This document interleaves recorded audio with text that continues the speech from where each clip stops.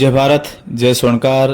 स्वर्णकार सेतु के इस चैनल में आपका हम एक बार फिर से हार्दिक स्वागत करते हैं। महाराष्ट्र के जलगांव निवासी श्री दुर्गा प्रसाद जी स्वर्णकार एवं श्रीमती किरण स्वर्णकार से हम आज भेंट करने वाले हैं। आपका मेडिकल स्टोर है जो कि Durga medical agency chemist and druggist के नाम से है। श्रीमती किरण जी स्वर्णकार अडानिया आधुनिक विचारों के साथ में श्री मेर क्षेत्रीय स्वर्णकार समाज जलगांव महिला मंडल में भी कई महत्वपूर्ण पदों पर रहकर समाज के विविध कार्यक्रम कर चुके हैं। वर्तमान में भी आप सक्रिय रूप से समाज से जुड़े हुए हैं। फार्मेसी में किसी महिला का 30, 40, 45 साल पहले आना और इसको बिजनेस संभालना, उस समय की स्थिति आज की स्थिति में बहुत कुछ चेंजिंग आया है। तो उस समय की क्या स्थिति थी कि आप जैसे विवाह होकर यहाँ पर आए और इस बिज़नेस को संभाला, तो थोड़े से अपने जीवन के बारे में। जब मैंने बिजनेस संभाला, जब 6 महीने हुए थे, सिर्फ जी 6 ही महीने हुए थे दुकान डाल के 6 महीने हुए थे। उसके बाद में इन्होंने मुझे कहा कि आपको दुकान में ही बैठना है। मेरे ससुर ने भी बोला कि दुकान ही संभालनी है। तो मैं बीएससी किया है मैंने। बीएससी के बाद में एलएलबी 2 साल किया है। एलएलबी के 2 साल के बाद में उन्होंने मुझे ससुर ने बोला था कि मैं आपको पढ़ाऊंगा, यहाँ पर एलएलबी पूरी कराऊंगा। जी। लेकिन यहाँ पर हुआ कैसा, वहाँ नागपुर यूनिवर्सिटी और नासिक यूनिवर्सिटी, तो दोनों में थोड़ा फर्क हो गया कि उन्होंने बोला कि आपका फर्स्ट ईयर जो है वहाँ पर फाइनल ईयर में है। जी। फर्स्ट ईयर का जो सिलेबस है वो फाइनल ईयर में है, इस हिसाब से फिर एलएलबी हो नहीं पाया। तो फिर उसके बाद में एमएससी में एडमिशन दिलाया मुझे। एमएससी में फर्स्ट ईयर में मैं गई, लेकिन दुकान भी संभालती थी और एडमिशन भी लिया था, दोनों था।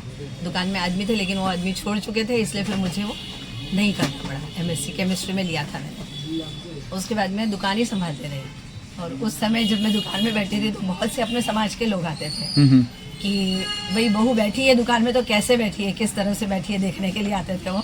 और चीज़ें लेने आते थे कि एक विक्स की डब्बी देना, एक आयोडेक्स देना, कुछ दवाइयाँ लेना, ऐसे आते थे। अब और तब में तो काफ़ी फ़र्क पड़ गया। जब मैं शादी होकर आई थी तब 40-45 साल पहले की बात है। इतना लंबा घूंघट था जलगांव में, बहुत ज़्यादा लंबा घूंघट था। लेकिन मेरी मम्मी ने पहले ही बोला था कि हमारी बेटी घूंघट नहीं निकालेगी। हमारे ससुर से बोला था कि हमारी बेटी घूंघट नहीं निकालेगी। तो हमारे ससुर बोले नहीं, इनको घूंघट नहीं निकालना है, लेकिन दुकान में ज़रूर बैठाऊँगा मैं इनको। इस हिसाब से मैं दुकान में आई। अभी क्या चेंजिंग लगता है महिलाओं में, जैसे यहाँ के जलगांव की महिलाओं की स्थिति, समाज की? अभी तो काफ़ी फर्क पड़ गया है। अभी तो घूंघट छोड़ के अभी तो सब बहुत फ्री हो गए हैं। सलवार सूट में आ गई है बहुएं, काफ़ी कुछ फर्क पड़ गया है। आप जलगांव महिला मंडल के अध्यक्ष भी रहे हैं और उसमें कई कार्यक्रम भी हुए थे। तो वो थोड़ा अनुभव हमारे साथ भी साझा कीजिए आप। जब मैं प्रेसिडेंट बनी उसके बाद में बहुत से अच्छे प्रोग्राम्स लिए और साथ सहयोग सबका रहा। सबसे बड़ी बात यह है कि प्रेसिडेंट के पीछे के जो लोग रहते हैं वो सब साथ देने वाले चाहिए। तो यहाँ पर बहुत ही अच्छा माहौल था कि सब ने साथ दिया और बहुत अच्छे प्रोग्राम लिए हमने। अभी भी आप सामाजिक काम में काफ़ी जुड़े रहते हैं? हाँ जी, अभी भी जुड़े रहते हैं। आपके हिसाब से महिलाओं के लिए, समाज की नॉर्मल सामान्य व्यक्ति के लिए क्या काम ऐसा होना चाहिए जो अभी तक नहीं हुआ है, जिस काम पर हमें ज़्यादा फोकस देना चाहिए? ऐसे तो सारे ही काम हो चुके हैं, लेकिन फिर भी जो पारिवारिक जो काम होते हैं वो होने चाहिए। जैसे पारिवारिक मतलब एजुकेशन और परिवार, जो परिवार सब एक साथ रहे, एकत्रित रहे, उससे बहुत अच्छा ये होता है। जी। तो आजकल जैसे एकल परिवार ज़्यादा हो गए हैं, तो एकल परिवार न होके सब एक साथ मिलजुल के रहे, वो सबसे अच्छी बात है। इस तरफ ध्यान ज़्यादा देना चाहिए। लेकिन आजकल की लड़कियों को फ्रीडम ज़्यादा चाहिए। फ्रीडम के लिए वो सोचती है कि अलग रह के फ्रीडम मिलता है, ऐसा नहीं है, साथ में रह के भी फ्रीडम मिलता है। और आजकल की लड़कियां एजुकेट हो रही है, ले रही है एजुकेशन। लड़कियों को पढ़ाने के साथ में और क्या चीज़ें उनको रखनी चाहिए ताकि सामाजिक परिवेश ठीक रहे, पारिवारिक वातावरण ठीक रहे, उसके लिए आप क्या कहना चाहेंगे?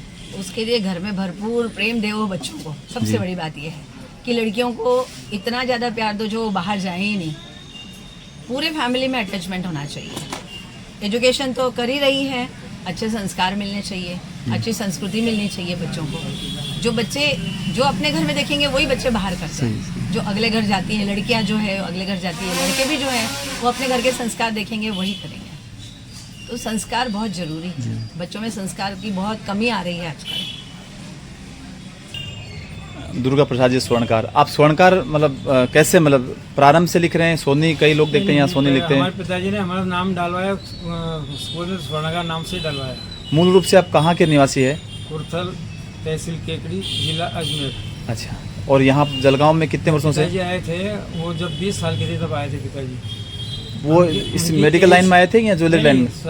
सुनारी काम में। उनके हमारे गांव में एक अग्रवाल आगीवाल जी थे, तो हमारे गांव में भी क्या आगीवाल जी थे, तो वो उनको बोला कि ये भैया को हमारे साथ भेज दो, बोले हमारे गांव में सुनार की कमी बोली। वो लेके आए, उन्होंने उनको घर दिया रहने को, सब मैसी लोगों ने सब व्यवस्थित कर जी दिया। जी। फिर इस मेडिकल लाइन में कैसे आए? मैंने डिप्लोमा किया था और मैं B.Pharm भी किया था 4 साल, तो आखिरी साल मेरा रह गया अच्छा। Due to political problem. जी जी। तो फिर मैंने आके सोचा कि अपने को दुकान ही डालनी है। फिर पिताजी बोले नहीं, अपने सुनाई लाइन में आ जा। मतलब मेरे को काम नहीं करना है। फिर मैं एक छोटे स्मॉल लेवल पे चालू किया था मैंने। फिर बाद में बहुत बड़ा लेवल पे बहुत बड़ा हो गया हमारा बहुत। जी। फिर महाराष्ट्र में हमारा 2 नंबर लगता था, इतना बड़ा काम। होलसेल में? होलसेल। तो अभी होलसेल में क्या क्या दवाई, मतलब हर तरह की दवाई रखते हैं? हाँ, हमारे जनरिक पूरा है हमारे पास, और 4-5 कंपनी की मोनोपोली एजेंसी है हमारे पास। अच्छा अच्छा, बहुत बढ़िया।